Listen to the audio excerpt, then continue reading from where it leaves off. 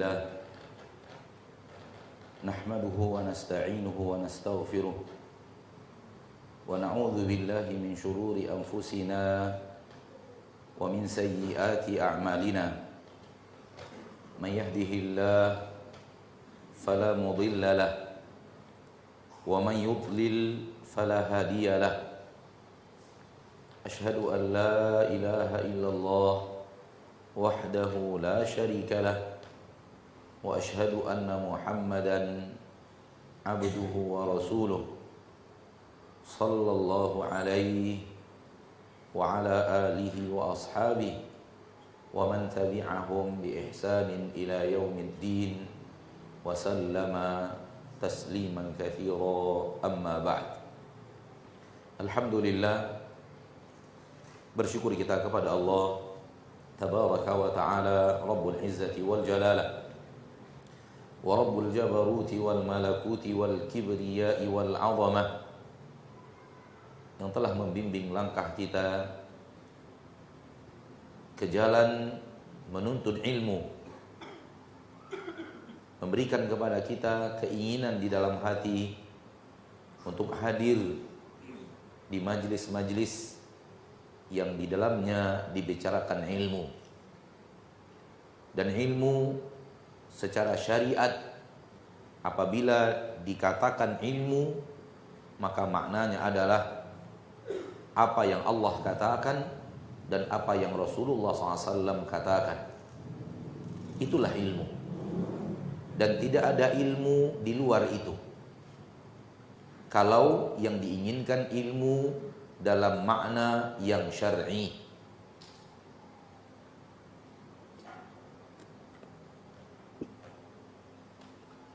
Kalau yang diinginkan ilmu dalam makna yang syar'i, maka ilmu adalah apa yang Allah katakan dan apa yang Rasulullah SAW katakan. Singkatnya, ilmu adalah apa yang Allah wahyukan kepada Nabi Muhammad sallallahu alaihi wasallam. Dan ilmu yang dikuasai Rasulullah sallallahu alaihi wasallam, itulah dia ilmu secara syariat. Kita tidak menafikan adanya ilmu secara dunia yang dikuasai oleh orang-orang yang mempelajari dunia. Namun secara syariat bukan itu ilmu yang dimaksud. Tidak mungkin dikatakan ilmu di mana orang-orang pencinta dunia menguasainya dan Rasulullah SAW tidak menguasainya. Maka bukan itu ilmu yang dimaksud. Seluruh ilmu yang berasal dari sains dan teknologi, hasil daripada tajribah, hasil daripada olahan ilmu manusia, lalu lahir ilmu seperti kimia, fisika, dan lain-lainnya, bukan itu yang dimaksud di dalam ilmu syar'i. Apakah dia bermanfaat? Jawabannya tergantung siapa yang memakai. Ilmu yang tadi, fisika, kimia, duniawi, apakah dia ilmu yang bermanfaat? Jawabannya tergantung siapa yang memakai. Karena dia sifatnya adalah dunia. Dan dunia tergantung siapa yang memegangnya. Yang memegangnya orang baik dan amanah, dia akan bermanfaat dan sangat bermanfaat. Dan apabila yang memegangnya adalah orang yang khianat dan tidak amanah, justru bisa menjadi senjata penghancur massal. Karena dunia hukumnya seperti itu. Tergantung dia di tangan siapa. Secara hukum asal bermanfaat, namun apabila dipegang oleh orang-orang yang amanah, orang-orang yang baik hati, orang-orang yang ingin kebaikan untuk orang lain. Namun manakala dipegang oleh orang-orang yang tamak, dipegang oleh orang-orang yang khianat, dipegang oleh orang-orang yang ingin menang sendiri, dia bisa menjadi senjata penghancur massa. Itulah hukumnya ilmu secara syariat. Maka ketika Allah berbicara ilmu di dalam Al-Quran, fahami bahwa ilmu yang dimaksud ilmu secara syar'i. Allah berfirman, "Wa qul rabbi zidni ilma." Katakan wahai Rasul, katakan wahai Nabi, katakan wahai Muhammad, tambahkan untukku ilmu. Fahamlah kita ilmu apa yang dimaksud. Fahamlah kita ilmu apa yang dimaksud. Dan merupakan sebuah pendapat yang sangat aneh ketika ada orang yang mengatakan semua ilmu yang ada di dunia ini sudah dibahas oleh Allah di dalam Al-Quran. Kita tinggal nanya aja, 4 kali 4 sama dengan 16 di mana di dalam Al-Quran? Ini kalimat yang ingin menyanjung Al-Quran justru menghancurkan Al-Quran. Antara niat dan amalannya berbeda. Dia ingin menyanjung Al-Quran namun tidak mengerti dan tidak belajar. Akhirnya kebablasan, ketahuan sama orang dia tidak mengerti Al-Quran. Ketahuan sama orang dia tidak membaca Al-Quran. Dan dia tidak mentadabburi Al-Quran. Kalau semua ilmu ada di dalam Al-Quran, sudah bisa dipastikan paling ahli dalam kimia Rasulullah. Paling ahli dalam fisika Rasulullah. Paling ahli dalam strategi bisnis, dalam artinya ilmu-ilmu bisnis, manajemen bisnis Rasulullah. Yang paling ahli di dalam ilmu astronomi Rasulullah. Geografi kelautan Rasulullah. Apakah seperti itu? Ataukah Rasulullah yang paling ahli dalam seluruh kebaikan yang mengantarkan kita kepada ridho Allah? Camkan itu baik-baik. Orang ingin mengatakan itu untuk mengangkat derajat Al-Quran. Justru dia hancurkan derajat Rasulnya tercinta Muhammad Sallallahu Alaihi Wasallam. Apakah anda rela wahai muslim?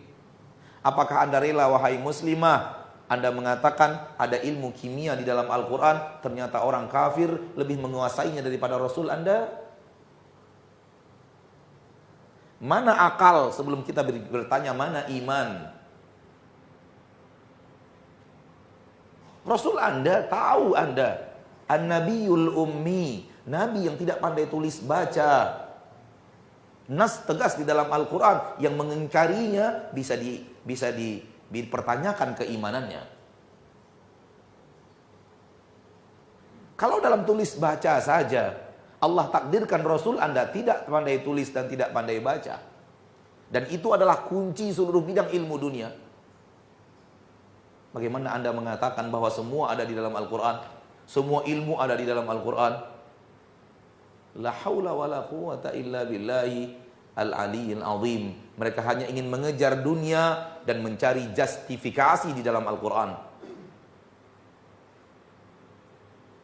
Na'udzubillahi thumma na'udzubillahi min hadhihi sifat, dari sifat yang seperti ini. Adapun orang yang benar-benar membaca Al-Quran, mereka tahu seluruh kebaikan ada di dalam Al-Quran.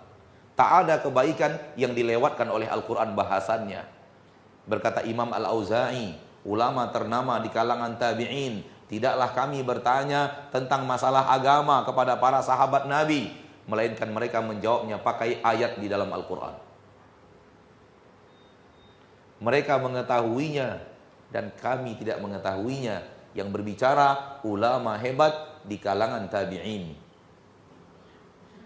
Imam Amr bin Abdurrahman Al-Auza'i, ahli hadis.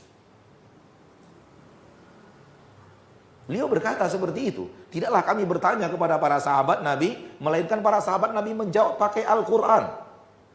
Qasirat anhu afhamuna. Kami enggak faham-faham. Tapi yang ditanya bukan matematika pasti. Yang ditanya bukan geografi dan biologi. Yang ditanya tentang ridho Allah. Bahasan syariat, halal atau haram, di atas ridho Allah atau di atas murka Allah, bahasan ini. Sahabat menjawabnya pakai ayat. Karena mereka faham isi kandungan Al-Quran yang luar biasa. Baik secara nas atau secara makna. Baik secara nas atau secara makna.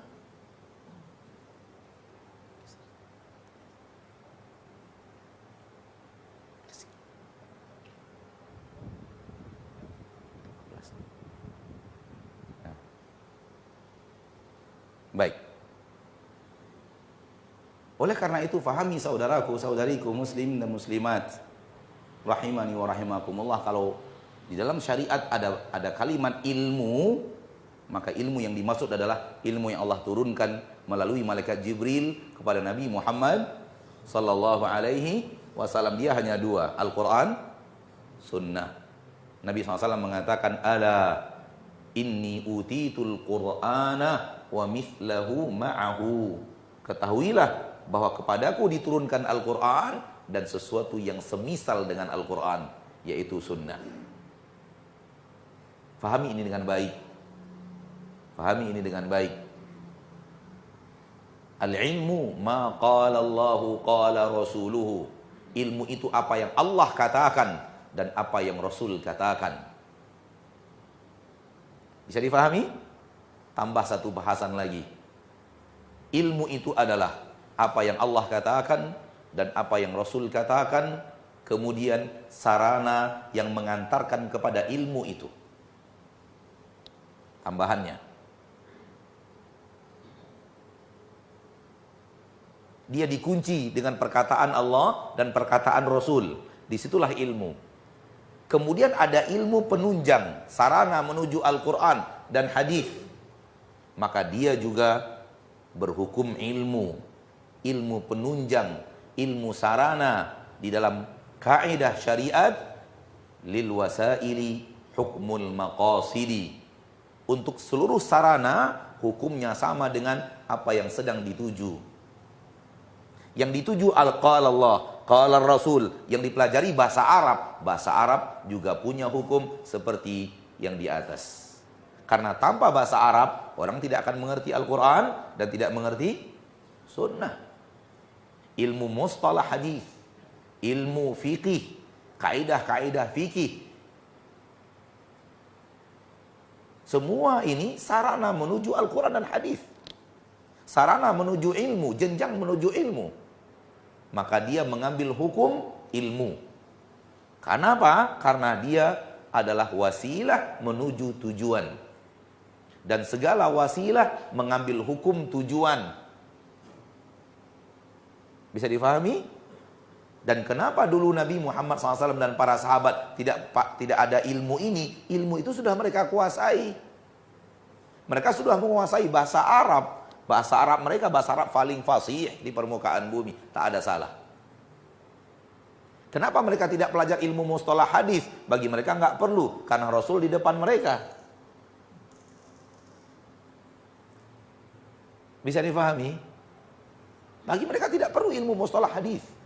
Bagaimana menilai orang itu jujur atau tidak dalam membawa hadis Nabi Muhammad SAW, bisa diterima darinya karena kejujurannya atau tidak, akhlaknya bagaimana, kejujurannya bagaimana, apakah pernah berdusta, tidak pernah berdusta, mereka tidak perlu.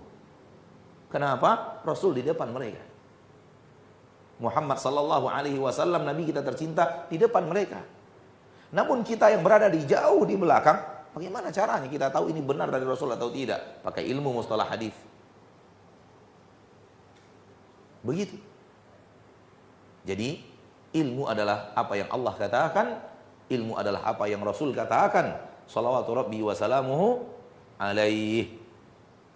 Dan ilmu yang mengarah kepada itu semua, sarana penunjang itu semua pun dia katakan ilmu. Mengambil hukum wasilah kepada tujuan dan orientasi. Bisa difahami? Oleh karena itu sebagian ulama mengatakan bagi yang ingin belajar agama yang hak harus belajar bahasa Arab. Nggak bisa tidak. Tak ada alim tak pandai bahasa Arab. Kalau dia ngaku-ngaku ulama tak pandai bahasa Arab, buang dari nama ulama. Bagaimana? Al-Quran nggak paham, hadis nggak paham, mengatakan dirinya ulama. Nggak mungkin itu. Nggak mungkin. Berarti yang meletakkan ulama di dadanya bukan ulama, tapi warga. Dan aneh kalau orang yang di bawah menempelkan ulama di untuk orang yang di atas. Harusnya yang menilai dia yang di atasnya. Dimengerti kah? Kan kita sekarang gampang, Pak. Ya, ini ulama. Yang mengatakan dia ulama siapa? Warga. Ana saja, ini ana ya, pengalaman pribadi. Pertama mendarat di Jogja. bersama saudara kita orang Marpoyan ini, walillahilham. Pertama kali dalam hidup anak mendarat di Jogja, turun nginap di hotel, subuh-subuh jalan ke masjid, dipanggil orang, "Assalamualaikum Pak Yai." Jadi kiai langsung anak Pak. Subhanallah, langsung di sini ada kiainya sini. Kalau anak mau, siapa yang ngasih? Warga yang lihat anak jalan ke masjid. Tapi apakah pengakuan Pak Yai dari warga itu sah? Ayo jawab. Tidak sah. Kenapa? Diberikan oleh orang yang tidak berhak menilai. Cacat hukum. Makanya nggak bangga anak dipanggil Pak Yai ketika itu. Alangkah mudahnya jadi Pak Yai di sana, subhanallah. Tinggal jalan ke masjid subuh dapat gelar Pak Yai. Ini pengalaman hidup. Dan nggak boleh seperti itu. Yang harus mengakui dia ulama-ulama di atasnya, yang lebih berilmu darinya. Kalau anak hanya bisa membaca, anak harus diakui oleh orang yang hafal Sahih Muslim, mengerti Sahih Muslim. Jangan antum yang mengakui anak alim, nggak laku ilmu antum. Bawah ke atas nggak laku, Pak. Yang laku itu dari atas ke bawah. Ayah merekomendasi anaknya sabar, nah itu baru sabar tuh. Karena ayahnya merekomendasi, tahu persis siapa anaknya. Maka seorang alim yang sangat alim merekomendasi fulan berilmu, baru laku, baru sah secara bahasan ilmiah dan secara rekomendasi ilmiah. Bagaimana mungkin masyarakat awam melabelkan ulama kepada seseorang? Kan sering tuh ulama kita, silahkan maju, ulama ini silahkan maju, yang ngomong siapa? Gitu loh. Wallahi, demi Allah, kalaulah bukan kita tidak ingin kancah dakwah ini kosong, kita nggak mau tampil. Kita tahu siapa diri kita. Kita tahu kekerdilan ilmu kita. Kita tahu bahwa kita tidak punya apa-apa, hanya punya sedikit hafalan Al-Quran, sedikit hafalan hadis. Setelah itu kita punya bahasa Arab dan pernah tinggal sebentar di kota Nabi. Demi Allah, kalau tidak ingin kasah ini kosong, kita nggak mau tampil. Demi Allah, demi Allah. Tapi kalau kita diamkan, kita tidak mau seperti yang sekarang, bacakan apa yang kita tahu dari hadis Nabi, pakai kitab hadis Sahih Muslim. Siapa yang akan menyampaikan hadis ini kepada kaum muslimin? Kita akan biarkan dia kosong, dirampas oleh orang-orang yang akan menyesatkan umat. Oleh karena itu kita tampil dengan penuh segala keterbatasan yang serba terbatas. Demi Allah, ini bukan untuk sesuatu, tapi murni dari hati. Kita tidak punya ilmu yang banyak. Antum aja yang merasa karena antum tidak tahu, tidak pandai menilai. Sedikit antum pandai menilai, tahu kita siapa kita. Oleh karena itu antum lihat di sini, alumni LIPI tidak ada yang berani duduk. Kenapa? Dia tahu, baru itu kaliber ustadz itu. Dia telah belajar dengan orang yang lebih alim di sekolahnya. Coba lihat, coba perhatikan. Jadi inilah dia yang perlu kita ketahui, yang perlu kita sadari, bahwa ilmu secara syariat adalah qala Allah, qala Rasul, apa yang Allah katakan, apa yang Rasul katakan. Dan sungguh yang Allah katakan sangat luas. Al-Quran tanpa batas maknanya, lautan tanpa batas kandungannya.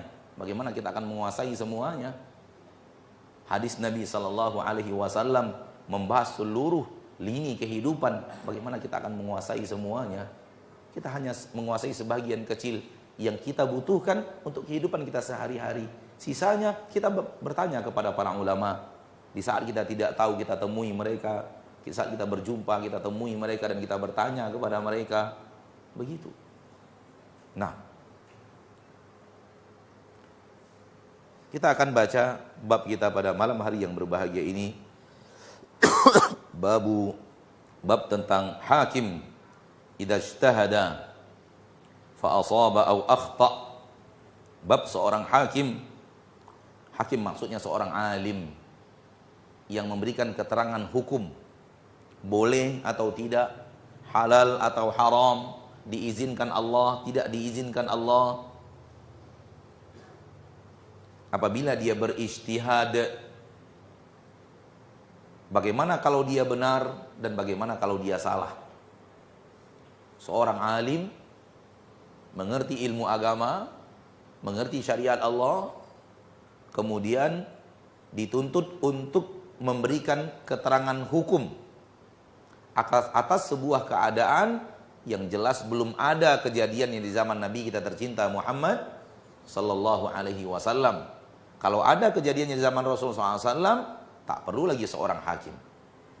Tinggal membuka kitab, hadisnya bagaimana, tinggal membuka kejadiannya di dalam sejarah Nabi bagaimana, dapat hukumnya. Boleh atau tidak boleh. Dilarang atau tidak dilarang. Tapi ini kejadian-kejadian baru. Kisah-kisah baru. Disebut nazilah. Sesuatu yang baru saja terjadi. Sebelumnya tidak ada kisah yang sama. Maka butuh seorang hakim, butuh seorang alim untuk memberikan patokan hukum. Oleh karena itu disebut hakim, pemberi patokan hukum. Apakah ini halal atau haram? Contoh yang gampang-gampang saja, rokok.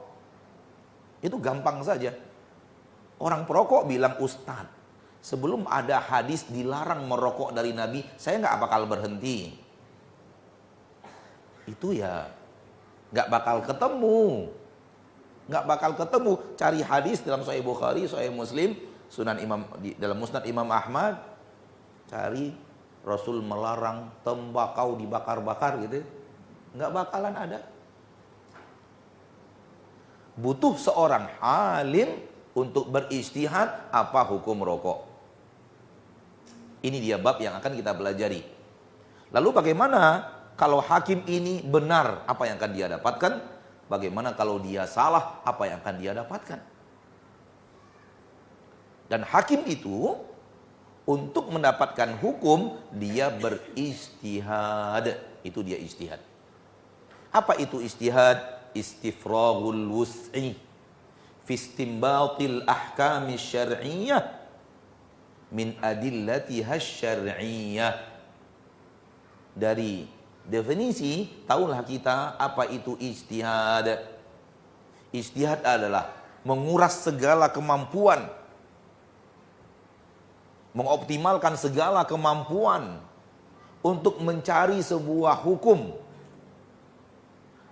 dari dalil-dalil syar'i.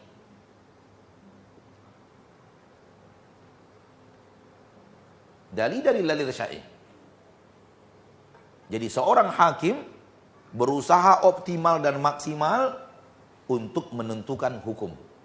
Halal atau tidak halal. Boleh atau tidak boleh. Kenapa? Karena masalah yang sama, kejadian yang sama sebelumnya belum ada. Dan di dalam Al-Quran, semua kejadian yang belum ada, di dalam Al-Quran dan hadis, semua kejadian yang belum ada, sudah ada hukumnya. Allahu Akbar. Sudah ada hukumnya, tinggal digali apa hukumnya. Dan ini bagi orang yang tidak beriman, aneh, nyeleneh, akidah rusak. Bagi kita yang beriman tidak, sangat mudah memahami. Kenapa? Karena Allah tahu semua kejadian.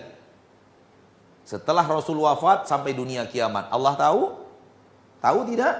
Tahu. Bukan hal yang mudah, bukan hal yang sulit bagi Allah. Hukumnya sudah Allah turunkan ketika Nabi masih hidup. Inna dzalika 'ala Allahi yasir. Yang demikian itu bagi Allah mah kecil, sepele, gampang. Ini iman yang berbicara.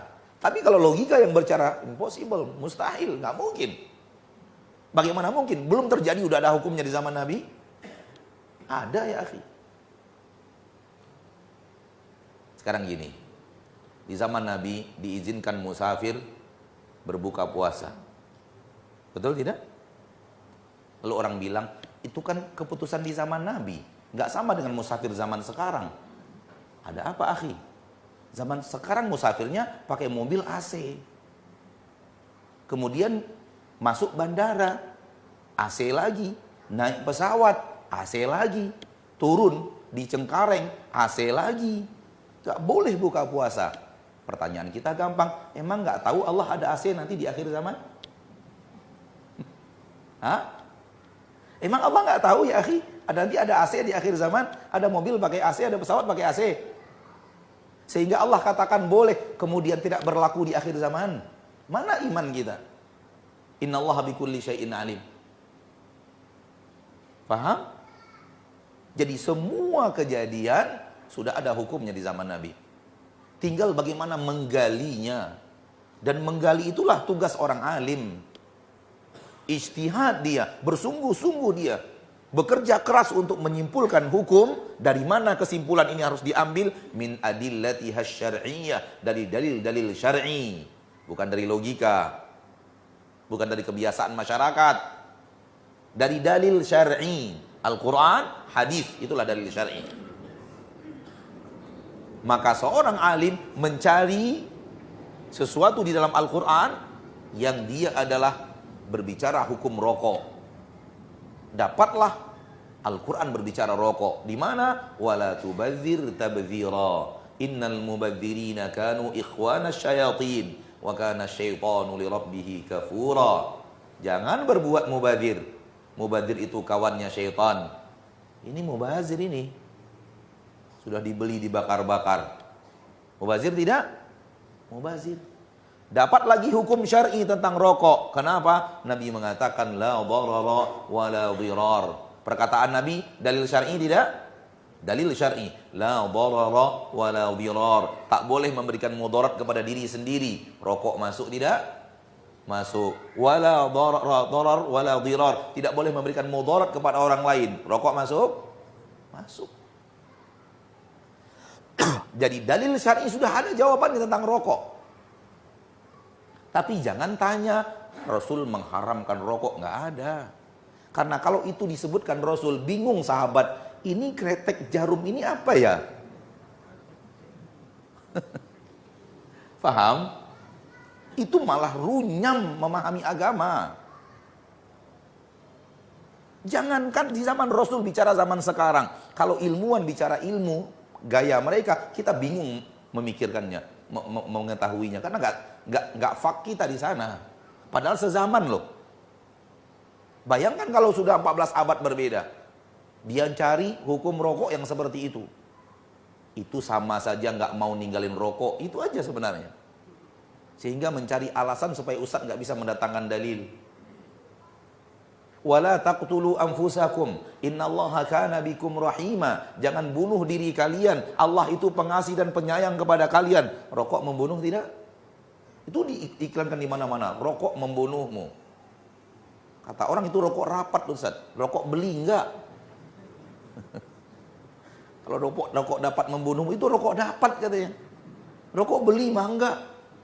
La haula wala quwata illa billahil aliyil azim. Jadi ingat bahwa Allah telah meletakkan semua jawaban halal dan haram di masa kenabian. 23 tahun kenabian, di situ hukumnya ada semuanya. Maka seorang hakim menggali. Di majelis ini pernah saya sampaikan. Kita ulang lagi karena bahasannya adalah bahasan itu. Di Afrika, seorang teman mengatakan, teman dari Afrika mengatakan, tepatnya dari Nigeria mengatakan, di negeri kami ada para ahli-ahli mesin otomotif berhasil menciptakan motor dengan bahan bakar khamar.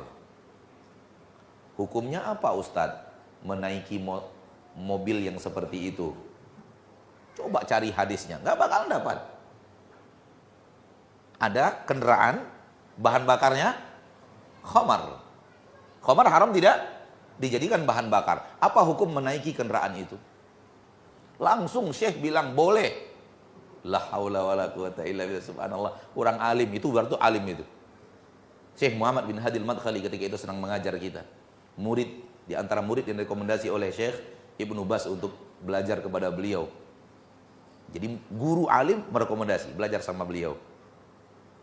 Maka kita katakan beliau alim karena direkomendasi oleh ulama di atasnya. Hah? Kata beliau boleh, naiki saja dengan syarat katanya. Khomarnya buat sendiri, jangan dibeli. Apa? Khomarnya apa? Buat sendiri, jangan dibeli. Karena membeli khamar haram. Lalu beliau bertanya kepada kami, tahu antum dari mana ana mengambil hukum? Kita katakan kita bahlul semua waktu itu. Mahasiswa. Tidak ya Syekh. Kata beliau dari hukmul istisbah. Dari hukum mengambil bangkai, kemudian mengambil lemaknya, dijadikan minyak, dijadikan bahan bakar lampu.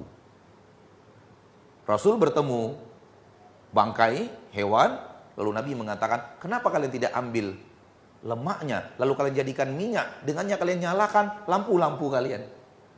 Subhanallah. Bangkai haram tidak? Khamar haram tidak? Haram. Kemudian diambil, dijadikan apa? Bahan bakar. Khamar jadi bahan bakar, minyak jadi bahan bakar. Yang dapat manfaat adalah mengendarainya, yang dapat manfaat adalah cahaya apinya. Halal di zaman Rasul, halal di zaman kita. Sama persis. Klop. Tapi yang membuat anak takjub, Syekh langsung jawab halal. Gak pakai mikir, seolah-olah gak pakai mikir gitu. Anak ada di situ, duduk di situ ketika itu. Di situ nampak alimnya orang tentang sunnah Nabi Muhammad sallallahu alaihi wasallam. Gak pakai mikir, harusnya mikir dulu. Anak pikirkan dulu ya. Itu. Besok kasih anak waktu. Ketika itu kita sedang belajar kitab Sunan Abi Daud bersama beliau. Rahimahullah, hafizahullah wa hafizah jami' ulama'il ummah. Ya beliau alim subhanallah. Ya. Dan kita pernah belajar bersama beliau di Masjid Qiblatain kitab Tauhid Syekh Muhammad bin Hadi al-Madkhali hafizahullah. Walaupun ya, ala kulli hal kita katakan bahwa begitulah alim. Jadi kalau ada kejadian ditanyakan hukum halal atau haram, ada keterangannya di dalam Al-Quran dan Hadis, ada. Semuanya sudah Allah siapkan. Tinggal dia mengkajinya. Ini hadis yang akan kita pelajari pada kesempatan yang berbahagia ini.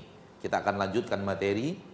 Azan datang, kita kumandangkan azan dan kita lanjutkan materi sampai kita melaksanakan sholat isya berjamaah insyaallah ta'ala.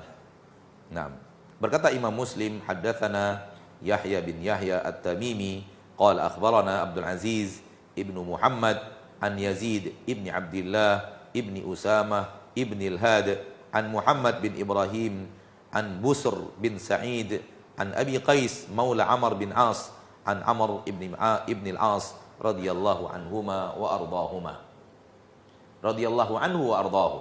Amr bin As radhiyallahu anhu wa ardahu. Sahabat Nabi yang mulia Amr bin As berkata, annahu sami'a Rasulullah sallallahu alaihi wasallam.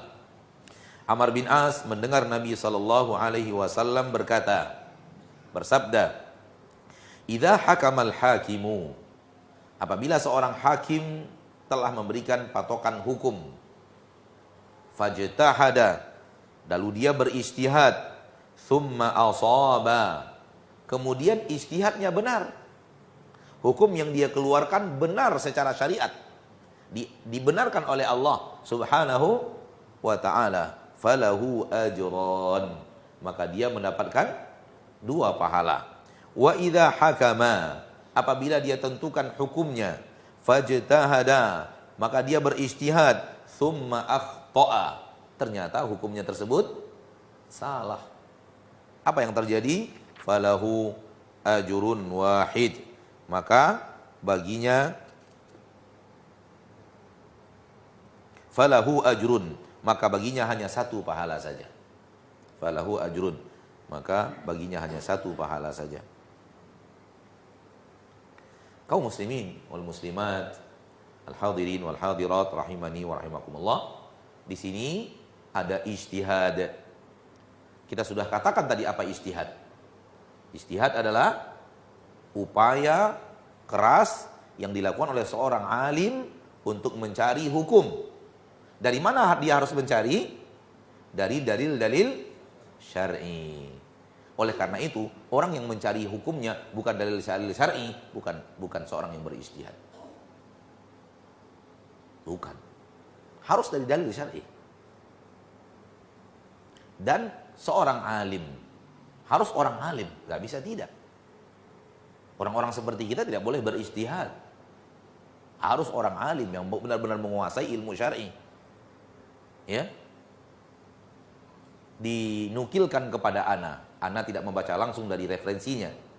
Perkataan Imam Ibnul Qayyim Al-Jauziyah tentang siapa alim menurut beliau. Sekali lagi dinukilkan kepada ana oleh salah seorang ikhwan yang membacanya dari kitab Imam Ibnul Qayyim, dan ana sampai sekarang belum bertemu referensinya. Kata beliau, dikatakan alim apabila orang itu bertakwa, ahli bahasa. Bahasa harus mengerti. Kemudian mengerti kaidah-kaidah syar'i. Termasuk di dalamnya hukum nasikh mansukh dan yang lainnya. Kemudian menguasai 200 kitab. Menguasai ya. Dan harus membaca lebih dari 400 kitab. Siapa kita sekarang yang seperti itu? Nggak ada. Nggak ada. Kita kalau ditanya rumah kita, dai sekarang ini tanya di rumahnya, ada nggak 200 judul kitab? Entahlah, entah cukup, entah enggak. Itu baru memiliki, Pak. Baru memiliki. Subhanallah. Jadi jauh sekali dari yang namanya ijtihad, jauh sekali dari alim dalam kategori Imam Ibnul Qayyim Al-Jauziyah. Ya. Mari kita lihat hadis. Nabi kita SAW bersabda, "Idza hakamal hakimu fajtahad." Apabila seorang hakim, seorang alim berijtihad lalu memberikan hukumnya, maka ijtihad haqq. Ijtihad suatu yang hak dalam agama Islam. Diakui keberadaannya. Ijtihadnya seorang alim, seorang ulama, tapi dengan makna yang tadi kita katakan. Dan jangan pernah antum mengira ada sebuah ijtihad, dikatakan ijtihad, dan itu bertabrakan dengan apa yang Rasul katakan. Itu bukan ijtihad, itu namanya maksiat. Paham? Gak mungkin ijtihad bertabrakan dengan Rasul katakan. Gak mungkin itu. Mustahil. Itu ijtihad bagi orang yang tidak mengerti apa makna ijtihad. Rasul katakan tinggalkan bid'ah. Ijtihad orang sekarang boleh kok. Ijtihad apa? Tak ada ijtihad yang bertabrakan dengan Al-Quran dan hadis. Tak ada. Bertabrakan dengan Al-Quran dan hadis maksiat, bukan ijtihad. Kenapa? Karena ijtihad diambil dari dalil syar'i. Berarti nggak mungkin bertabrakan. Nggak mungkin bertabrakan. Karena sumbernya Al-Quran dan hadis. Dan sekarang ini jemaah haji bingung. Ustadz, saya miqatnya dari Yalamlam atau dari King Abdul Aziz Airport Internasional. Kita terangkan ini hadisnya, ini hadisnya. Apa kata mereka? Ulama kita berijtihad.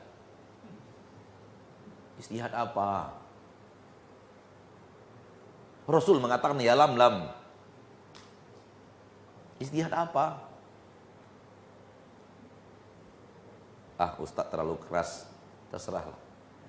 Mau keras, mau nggak keras, mau apa, terserah. Yang ana tahu Rasul katakan Yalamlam. Yalamlam itu sekitar 16 menit sebelum pesawat mendarat. Berarti kalau di King Abdul Aziz sudah lewat miqat 16 menit lebih kurang.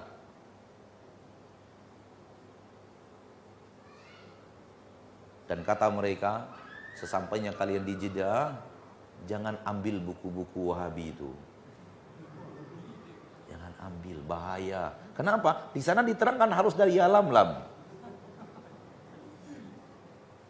Dan diterangkan kalau melewati Yalamlam belum miqat, kena dam. Ulama menerangkan.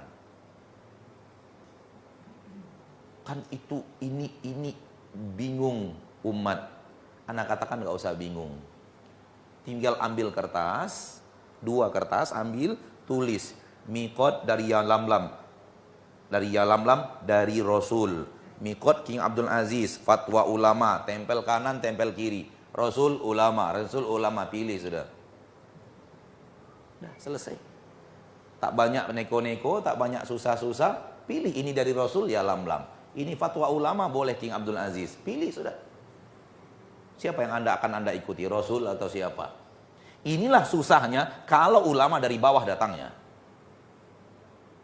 Dan anda pernah bertemu dengan salah seorang saudara kita di musim haji. Bukan saudara kita, kaum muslimin di musim haji. Sudah tua, di musim haji tahun 2001. Di depan mulut terowongan Mina. Terowongan Mina, di situ kami jam 3 malam. Dan orang pada berbondong-bondong pergi melontar. Indonesia. Bapak itu santai saja. Ana tegur, Assalamualaikum Bapak. Waalaikumsalam. Apa kabar? Dari mana? Dari Jawa Timur. Masya Allah. Gimana Pak? Ana pancing. Orang pada ngelontar Pak, Bapak nggak pergi. Kata Bapak itu, heran saya melihat Indonesia. Loh, ada apa Pak? Hukum agama di Indonesia berubah-ubah Pak. Saya mulai tertarik untuk ngomong sama Bapak itu. Serius ini kayaknya Bapak ini. Pak, bisa didetailkan Pak? Apa yang Bapak maksud? Dia bilang, Ana masih anu kan tuh, masih muda dari antum lah pokoknya. Antum kayak sekarang muda kan, Ana lebih muda dari itu waktu itu. Ya, dia bilang, "Dek, kami mahasiswa waktu itu kan. Usia berapa lah, 20-an tahun. Dek, bapak-bapak begini, walaupun hanya petani-petani kecil, ini haji bapak yang keempat kali loh, Dek." Oh, mari. Terus bapak pernah haji pada tahun 70 sekian. Kemudian bapak pernah haji pada tahun 80 sekian, Ana nggak hafal lagi kalau itu.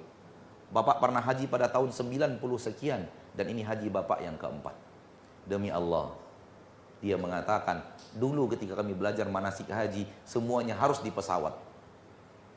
Sekarang kenapa boleh tidak di pesawat?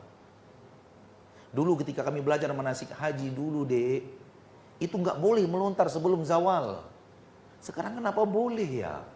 Saya katakan kepada keluarga saya, kita pegang ulama dahulu. Hanya kami berempat yang ihram di atas pesawat. Saksi nyata. Bukan saksi bisu ya.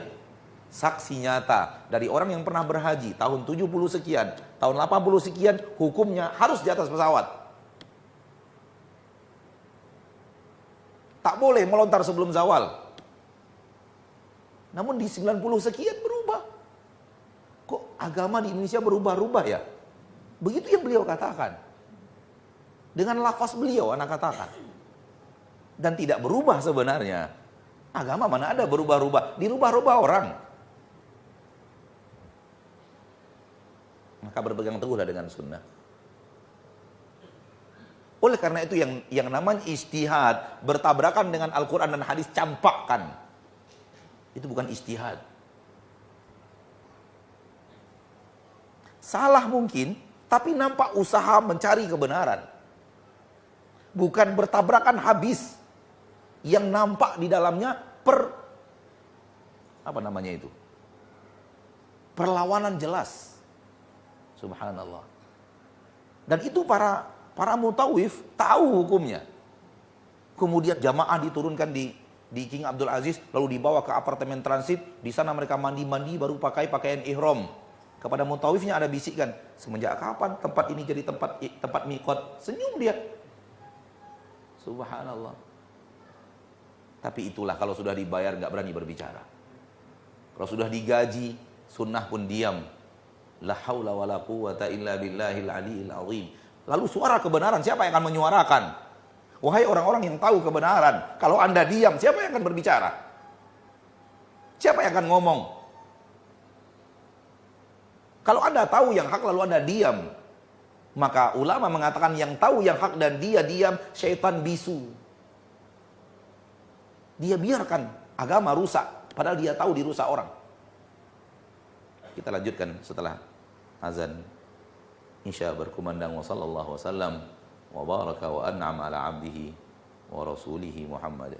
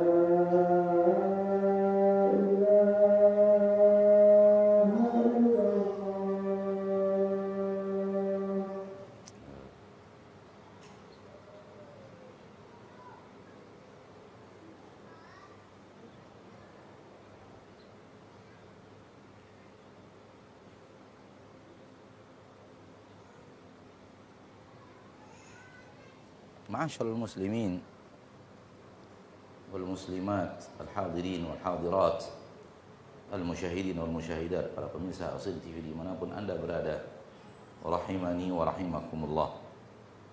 Maka ijtihad tidak mungkin bertabrakan dengan Al-Quran dan hadis, dengan tabrakan yang sangat nyata. Karena dia bertujuan untuk mencari hukum syar'i di dalam Al-Quran dan hadis. Ada kelompok-kelompok yang berhubungan dengan ayat-ayat dan hadis, kemudian dijadikan itu sebagai penghalal. Atau ada bahasan lain dari bab-bab lain yang mirip dengan keadaan yang sekarang yang dijadikan pengharam. Maka apapun hakim memberikan keputusan pasti pakai dalil. Ketika beliau menyatakan halal karena ayatnya begini, maknanya lari ke sini, hadisnya begini, ada kaitan makna di sini. Atau kalau dia haram karena ada ayat yang berbunyi seperti ini, maknanya masuk di sini. Ada hadis yang bunyinya begini, maknanya masuk di sini. Gitu. Namun kalau sudah jelas-jelas ayat melarang mubazir, ayat melarang memberikan mudarat kepada diri sini kepada orang lain, lalu kemudian total dinyatakan halal, itu rokok dinyatakan halal. Halal dari mana?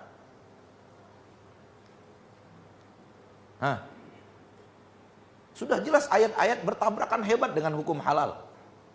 Oleh karena itu tahulah kita bukan ijtihad itu. Bukan ijtihad. Karena ijtihad ulama internasional, ana pribadi mulai sudah tahu dari tahun 90 bahwa rokok itu haram. Ini ijtihad ulama internasional. Udah berapa tahun sampai sekarang?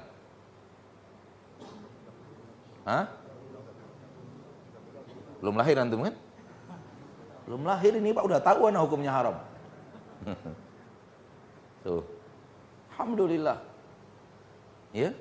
Udah sampai kepada kita fatwa ulama internasional haramnya rokok di tahun 90. Dan betul-betul pakai Al-Qur'an. Ini ayatnya, rokok masuk sini. Ini ayatnya rokok masuk sini. Ini ayatnya rokok masuk sini. Rasul itu menghalalkan yang baik-baik, tugas Rasul menghalalkan yang baik-baik, mengharamkan yang buruk-buruk. Rokok masuk baik, masuk buruk. Buruk berarti mengharamkan. Yuhillu lahumut thayyibat wa yuharrimu alaihimul khaba'ith. Rasul itu akan menghalalkan yang baik-baik, mengharamkan yang buruk-buruk. Rokok masuk yang mana? Semua orang menjawab buruk. Lalu bagaimana hukumnya jadi halal? Halal dari mana? Gitu loh. Jadi banyak dalil yang kalau diangkat ke permukaan, hukumnya jelas-jelas bertabrakan dengan hukum halal yang dinyatakan orang sekarang. Kemudian dinisbatkan kepada para ulama. Gak benar. Kalau ataupun ada fatwa tentang kehalalannya, kita punya Al-Quran yang mengharamkannya. Nah, maka kita tidak ragu dengan keharamannya. Ya, tidak ragu dengan keharamannya, sudah jelas. Ana selalu katakan, rokok antum beli, antum bakar di tong sampah sampai habis, itu sudah haram itu. Karena mubazir. Sekarang antum hisap, antum rusak paru-paru antum, apa namanya? Halal berubah jadi halal. Kemudian antum keluarkan, antum rusak paru-paru anak yang antum cintai, istri yang antum cintai, ibu yang antum cintai, antum rusak paru-paru mereka yang antum keluarkan dari sini. Apa hukumnya berubah jadi halal? Halal dari mana? Namun itulah, kalau hati tidak istiqamah mengatakan yang hak, ya bingung. Akhirnya fatwa pun fatwa setengah-setengah. Kalau yang belum mencari nafkah haram, kalau sudah cari nafkah sendiri halal. Apa ada hukum kayak gitu loh. Artinya kalau pakai uang sendiri jadi halal. Kalau pasti pakai duit orang tua haram. Mana ada hukum syar'i kayak gitu? Akhirnya membongkar diri sendiri bahwa kita bukan seorang ahli yang pakar untuk mengangkat hukum halal dan haram. Subhanallah, menertawakan diri sendiri akhirnya. Dan ada kemungkinan pesanan. Ada kemungkinan dipesankan dari belakang. Jangan coba-coba katakan halal, haram. Bangkrut negara kita nanti. La haula wala quwata illa billah. Kepada Allah kita mengadu. Nah, jadi seorang hakim mencari hukum syar'i bukan dari logikanya, tapi dari Al-Quran dan hadis dia cari. Maka sesungguhnya istihad hukum Allah di dalam Al-Quran dan hadis. Oleh karena itu Nabi mengatakan sumber agama Islam hanya dua, Al-Quran dan hadis. Kata orang, enggak Ustaz, ada istihad. Ya akhi, istihad tanpa Al-Quran dan hadis nihil. Ada qiyas Ustaz, ya akhi, qiyas tanpa Al-Quran dan hadis nihil. Enggak ada qiyas tanpa Al-Quran dan hadis. Tak ada istihad tanpa Al-Quran dan hadis. Sekarang orang-orang sesat mulai merusak pola pikir umat Islam. Dan kemudian mengatakan adat istiadat bisa menjadikan sumber hukum. Tuh adat istiadat kita begini-begini, berarti halal. Jadi kalau ada adat istiadatnya orang tidak pakai jilbab berarti halal. Mulai dirusak pada cara pemahaman umat Islam yang hak. Dengan orang-orang yang dimasuki seolah-olah dia belajar dan mengetahui ilmu agama. Maka bahaya ya akhi. Terjun ke dalam ilmu syar'i, kalau kemudian tidak benar-benar ikhlas menjalankan ilmu syar'i, tidak benar-benar belajar ilmu syar'i, tidak benar-benar ikhlas dan tidak menuntut ilmu dari para ulama, bahayanya di sini. Sekarang kalau antum tahu, kampus itu main boleh aja semuanya, Pak. Semua boleh tanya, oh boleh. Nggak apa, asal niatnya benar nggak apa-apa. Itu alumninya begitu hampir secara keseluruhan. Karena dia ajarkan begitu kepada mereka. Lempeng agama ini, lempeng apa? Gampang agama ini, nggak ada yang sulit agama ini katanya. Main halal aja semuanya, subhanallah. Dan itu di tengah-tengah kita keluhkan kepada Allah. Dan kita ditanya, nggak ada yang pandai bahasa Arab. Baca hadis pelintang-pelintut gitu. Suruh baca hadis, apalagi baca kitab yang nggak pakai harokat kayak kitab-kitab, nggak bisa baca. Dan itu yang akan tampil sebagai da'i di tengah umat nanti ke depan. Bayangkan apa yang akan mereka rusak lebih banyak daripada apa yang mereka perbaiki. Dan itu beredar kalau Allah tidak menjaga umat Nabi Muhammad sallallahu alaihi wasallam, bahaya mereka besar. Karena yang dirusak agama, pemahaman orang. Nggak ada yang tak halal. Sampai zina pun mereka halalkan. Apalagi sudah mereka nampakkan siapa diri mereka sebenarnya ketika mereka mengatakan zina halal. Dari mana mereka datang? Dari kampus itu. Lalu umat Islam tidak teriak. Umat Islam tidak merasa aneh gitu. Tidak cemburu kita kepada agama kita kalau zina dihalalkan, kemudian kita merasa, oh itu kan pendapat pribadi. Pendapat pribadi dari mana? Diseminarkan kok. Tanya tukang ojek di Pekanbaru tahu haram. Masa S3 nggak tahu haram? Ya akhi, program kita dimainkan. Disertasi apa ini namanya? Yang 180 derajat bertabrakan dengan Al-Quran dan hadis. Disertasi syariat? Syariat apa? Syariat syaitan. Dan kita suarakan ini tanpa rasa takut biiznillah azza wa jalla. Kalau di sini ajal kita di sini. Karena membela agama Allah, harus katakan yang hak adalah hak, yang batil adalah batil, apapun risikonya. Nah, sekiranya hakim itu beristihad dan dia benar-benar maksimal, Imam Nawawi ditanya tentang apa hukum menggabung dua niat ibadah sunat. Imam Nawawi, tahu Imam Nawawi? Pakarnya fikih Imam Syafi'i. Pakar fikih Imam Syafi'i, Imam Nawawi. Apa jawaban beliau? Aku mempelajari masalah ini lebih 20 tahun. Nifan wa ishrina sana. Aku pelajari lebih 20 tahun bab yang satu ini. Aku mentadaburinya, mempelajarinya, menimbang-nimbangnya di dalam Al-Quran dan hadis. Dan setelah 20 tahun aku berharap hukumnya boleh digabung. Jadi nggak sembarangan, nggak serampangan. Itu hanya menggabungkan dua niat. Antum masuk masjid bertepatan dengan setelah azan, kemudian antum mau tahiyatul masjid bertepatan setelah wudu. Apa hukum menggabungkan niat dalam satu sholat? 20 tahun lebih Imam Nawawi mengatakan mencerna masalah itu. Ini seorang alim yang tahu hukumnya bagaimana kalau salah. Kalau dia salah pun dapat 1 pahala.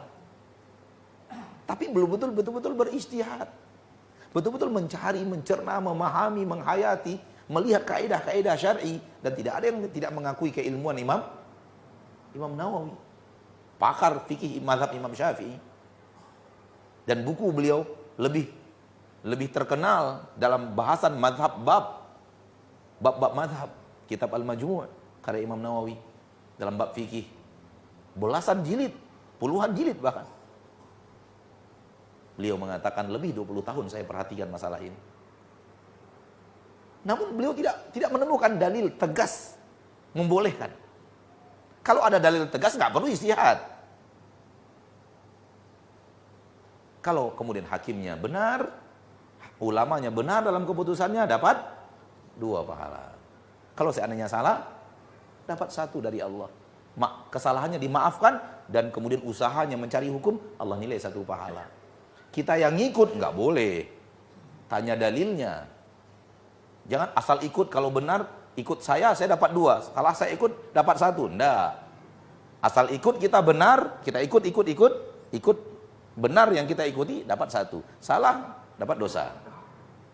Kenapa nggak tanya apa dalilnya? Ini orang yang mencari. Baik, sampai di sini pertemuan kita pada malam hari yang berbahagia ini. Semoga Allah tabaraka wa taala Rabbul Izzati wal Jalalah wa Rabbul Jabaruti wal Malakuti wal Kibriyai wal Azamah menjadikan kita orang-orang yang berusaha belajar agama dari ayat-ayat Allah dan hadis-hadis Rasulullah sallallahu alaihi wasallam, dan berusaha mendakwahkannya, mengamalkannya, kemudian mendakwahkannya, dan mengajak manusia bersabar untuk berada di atasnya sampai bertemu dengan kematian. Amin ya rabbal alamin. Subhanakallahumma wa bihamdik, asyhadu an la ilaha illa anta, astaghfiruka wa atubu ilaik. Assalamualaikum warahmatullahi wabarakatuh.